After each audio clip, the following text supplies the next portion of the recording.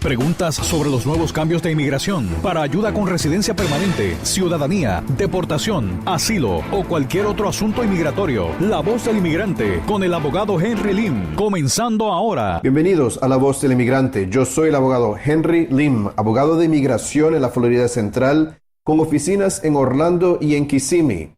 Nuestro número de teléfono es el 407-897-8870. Le repito el número, el 407-897-8870. La primera consulta es gratis, entonces llámenos hoy. Y también nos puede buscar online en lim.law y también en Facebook en Lim Law. Inmediatamente terminando este programa, vamos a estar en Facebook Live, entonces asegúrese de darnos un like en Facebook para poder seguirnos en Facebook.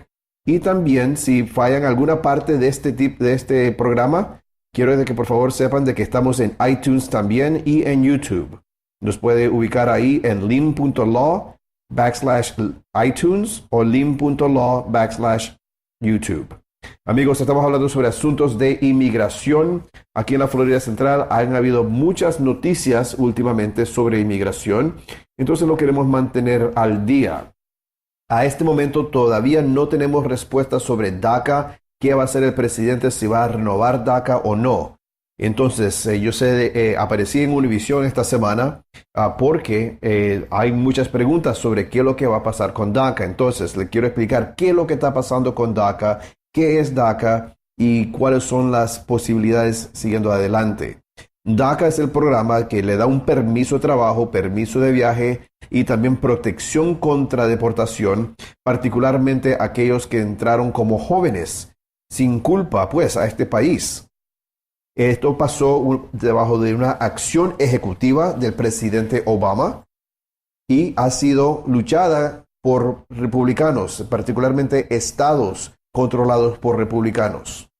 Y entonces lo que ha habido es una lucha legal. Y lo que está pasando, pues, Trump fue elegido.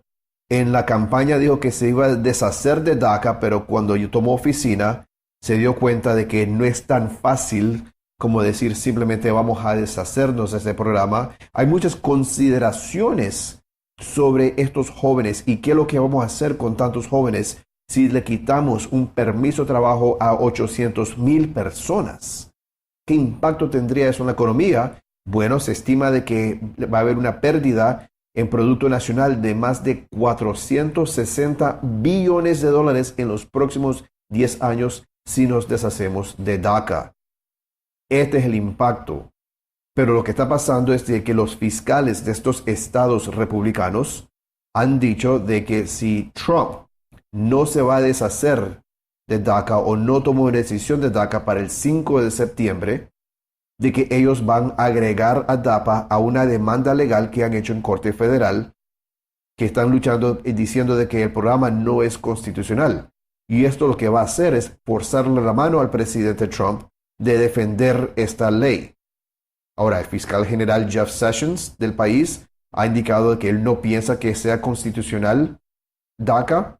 Entonces sería algo bastante extraño donde el presidente está forzado a defender algo que su propio fiscal dice de que no es constitucional.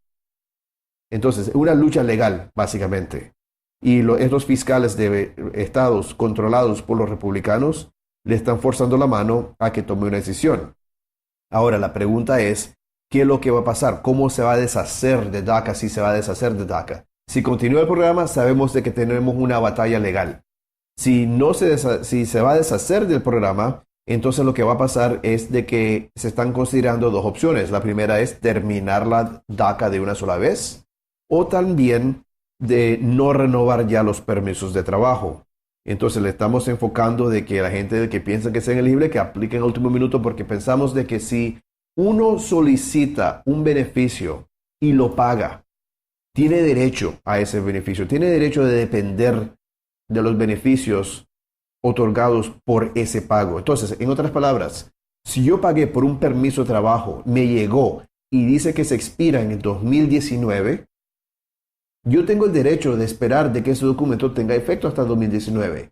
Yo pagué, era un programa legal cuando pagué, y ahora yo espero de que el gobierno reconozca ese derecho, reconozca mi derecho a un permiso de trabajo. Y por eso todo este año yo he insistido de que continúen las solicitudes de DACA hasta el último minuto. No hay que darse por rendir. Tenemos que seguir luchando y si tenemos esto disponible, tenemos este programa de DACA para aquellos que entraron aquí como jóvenes, que apliquen. Estamos hablando de una fuerza de más de 800,000 personas que tienen DACA hoy en día. Y fíjense bien de que el 80% de este país apoya este programa. El 75% de los que votaron por Trump apoyan este programa. Estamos hablando de gente que entraron aquí como niños.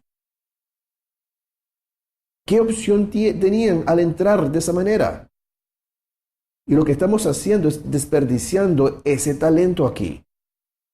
Entonces dicen, bueno, nosotros no queremos tener criminales aquí. Bueno, para ser elegible por DACA, uno no puede tener una felonía. Uno no puede tener un misdemeanor significante. Y tampoco puede tener 3 misdemeanors. Entonces no estamos hablando de permitir criminales, pues que se diga en este programa. Estamos hablando de gente que ha estudiado aquí, que quiere ir a la universidad, que quiere salir adelante y está trabajando en este país. Estas son las gentes de que tenemos que proteger cuando estamos hablando sobre DACA.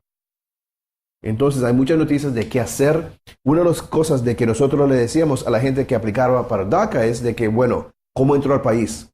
Bueno, entré indocumentado.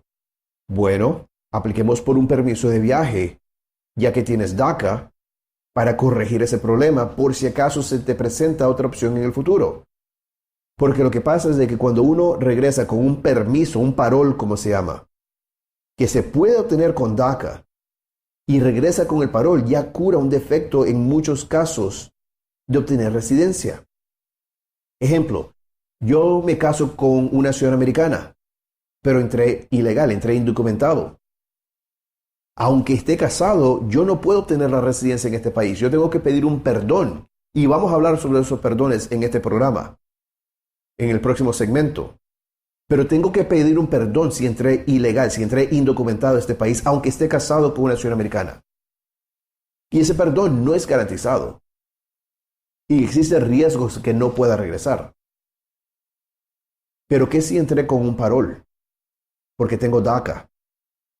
Si entré con un parol, ahora sí, mi última entrada fue legal, fui inspectado.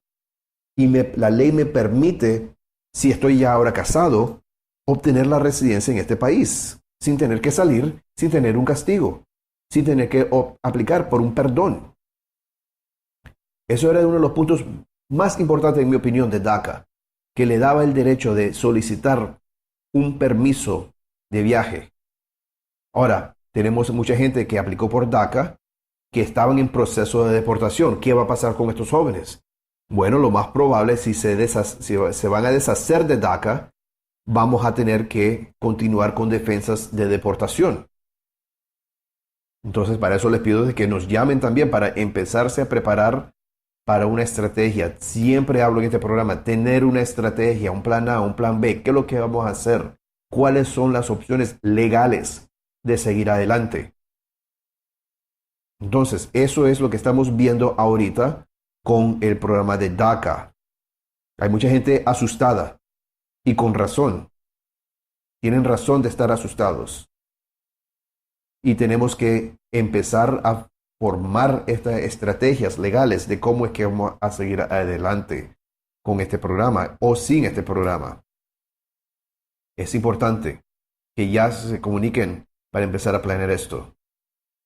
Amigos, usted está sintonizado a La Voz del Inmigrante. Yo soy el abogado Henry Lim, abogado de inmigración aquí en la Florida Central. Nuestro número de teléfono es el 407-897-8870. Le repito, el número es el 407-897-8870. En el web en lim.law. También en Facebook, Lim Law. Y en iTunes. Este programa está en iTunes. Pueden encontrar todo eso en nuestro website en lim.law.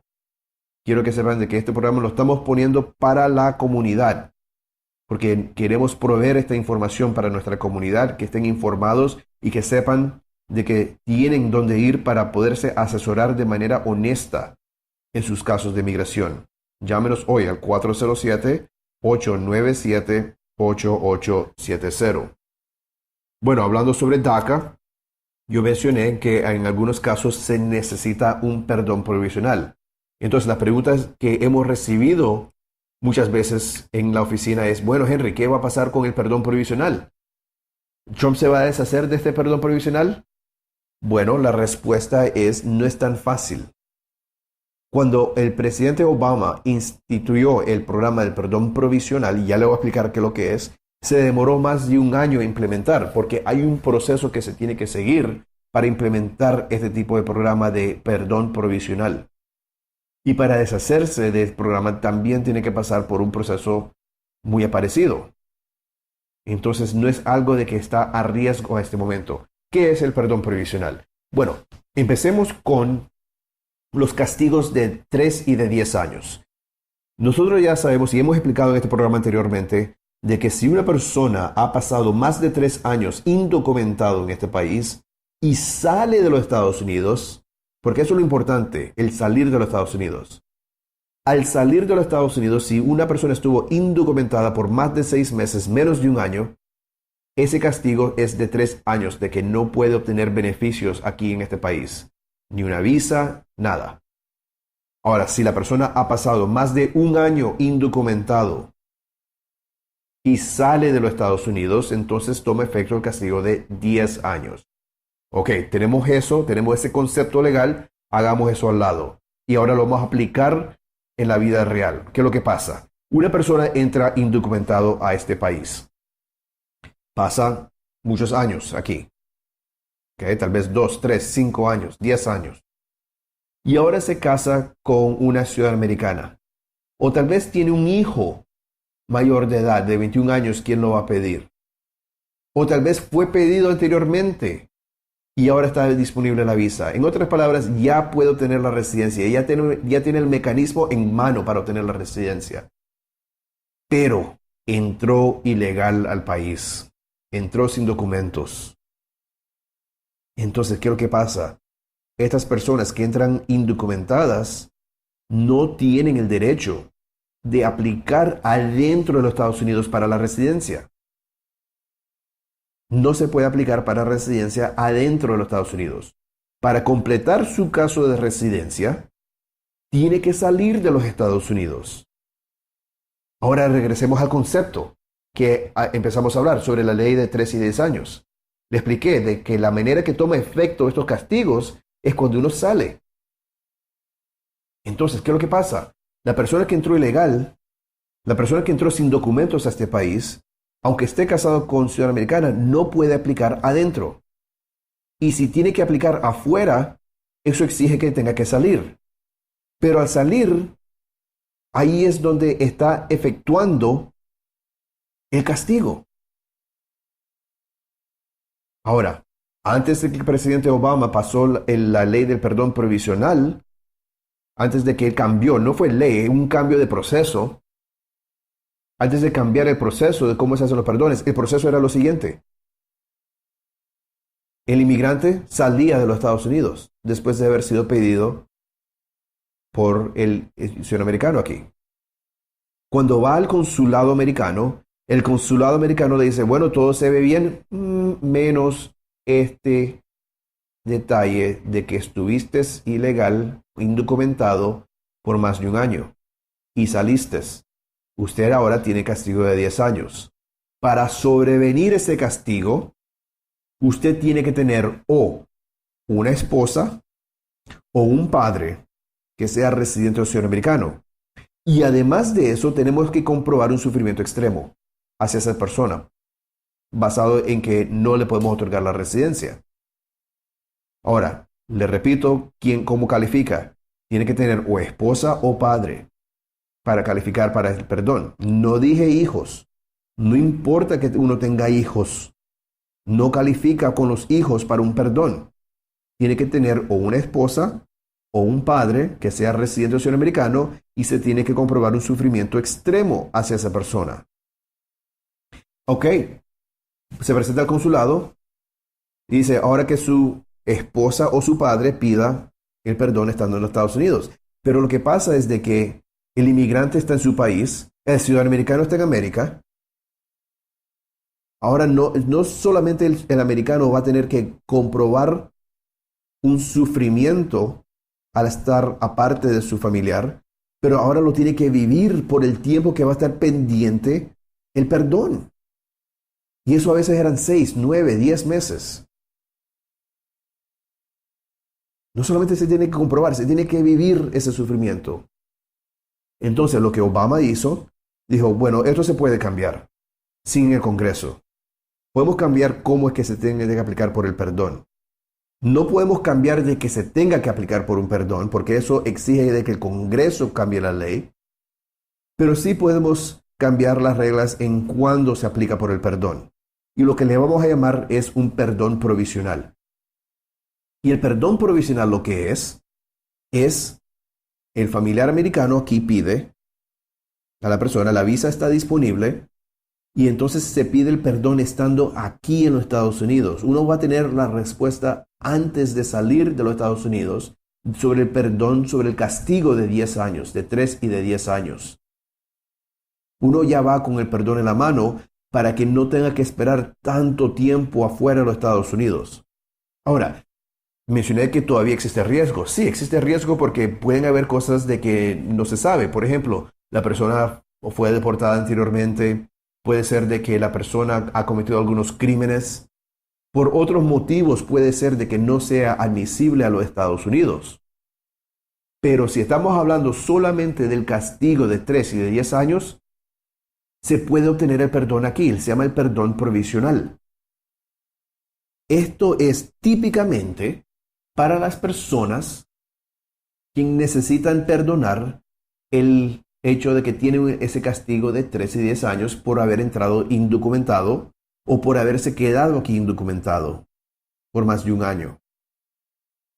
Es para estas personas que se le aplica el perdón provisional. Ahora, estemos claros, como cualquier asunto de migración, y yo siempre digo esto en este programa, de que la ley de migración no es asunto de llenar un formulario. Estos perdones no es asunto de llenar formularios.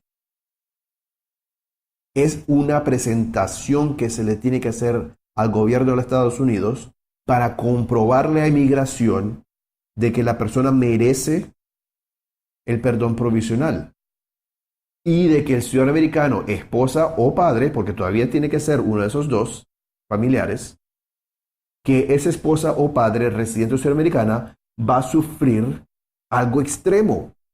Es un sufrimiento extremo que tenemos que comprobar. Estar aparte no es suficiente para comprobar eso. Entonces necesitamos preparar paquetes para esto. Necesitamos evidencia, necesitamos comprobantes corroborando el caso. No es asunto de llenar formulario. Y por eso a mí me da rabia ver gente de que realmente no saben hacer esto, intentar hacérselo a otras personas, particularmente latinos.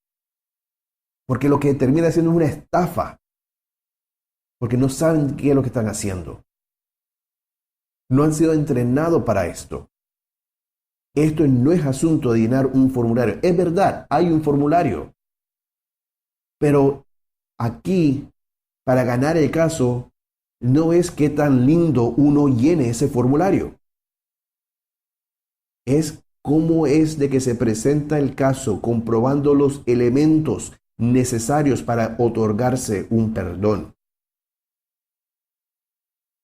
Y ahí es donde nosotros tenemos esa experiencia de asistir y proveer ejemplos de qué es lo que el gobierno se pone a buscar.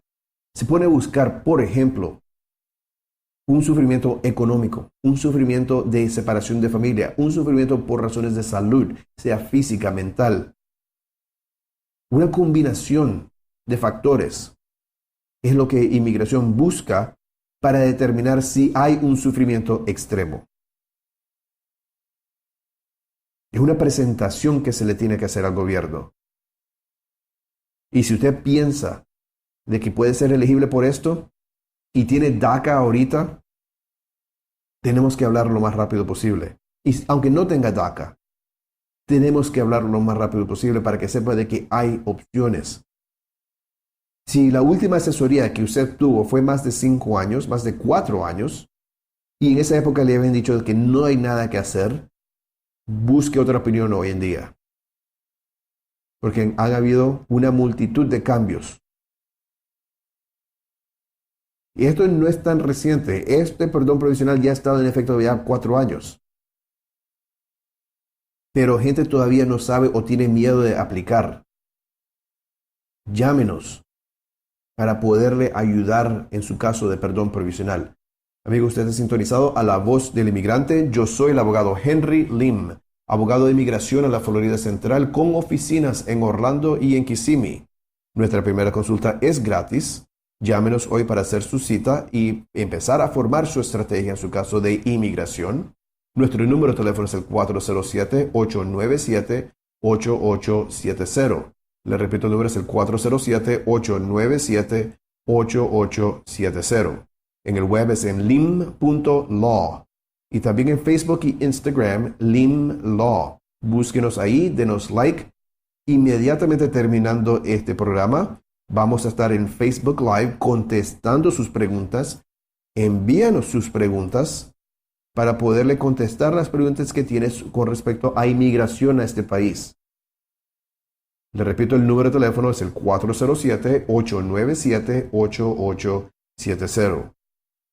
Y amigos, lo que nosotros vemos mucho en estas épocas donde la inmigración está en las noticias casi todos los días, es de que demasiada gente se hace pasar por expertos de migración cuando ni siquiera son abogados de migración.